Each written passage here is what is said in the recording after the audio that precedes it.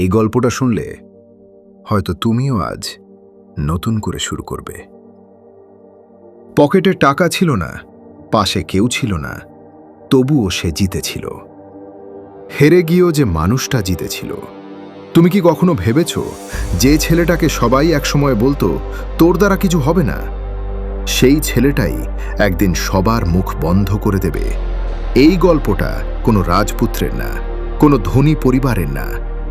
এই গল্পটা এমন একজন মানুষের যার পকেট খালি ছিল, কিন্তু স্বপ্ন ছিল আগুনের মতো। ছোটবেলায় বহুবার ব্যর্থ হয়েছে সে, পরীক্ষায় ফেল করেছে, বন্ধুরা হাসাহাসি করেছে, আত্মীয়রা বলেছে বাস্তবতা বুঝো, স্বপ্ন দেখে লাভ নেই। কিন্তু একটা জিনিস সে কখনো ছাড়েনি, নিজের উপর বিশ্বাস। প্রতিদিন ভোরে উঠে সে কাজ করত, দিনে পড়াশোনা, রাতে পার্ট টাইম কাজ। যখন সবাই ঘুমিয়ে থাকত, সে তখন নিজের ভবিষ্যৎ বানাচ্ছিল।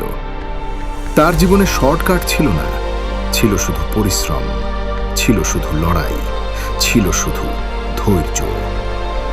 অনেকবার ভেঙে পড়েছে, অনেকবার মনে হয়েছে আর পারব না, কিন্তু সে জানত হাল ছেড়ে দিলে গল্প এখানেই শেষ। আর একদিন সেই মানুষটাই সফল হলো।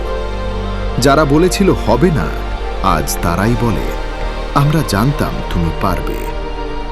মনে রাখবে, সাফল্য একদিনে আসে না, কিন্তু একদিন ঠিকই আসে যদি তুমি থেমে না যাও। তোমার বর্তমান অবস্থা তোমার শেষ পরিচয় নয়, তোমার ব্যর্থতা তোমার ভবিষ্যৎ ঠিক করে না। তুমি আজ যেখানে আছো সেখান থেকেই শুরু করতে পারো। হয়তো আজ কেউ তোমাকে বিশ্বাস করছে না, কিন্তু যতক্ষণ তুমি নিজেকে বিশ্বাস করছো ততক্ষণ খেলা শেষ হয়নি। তাই উঠে দাঁড়াও, অজুহাত নয়, কাজ শুরু করো, ধীরে হলেও এগিয়ে চলো।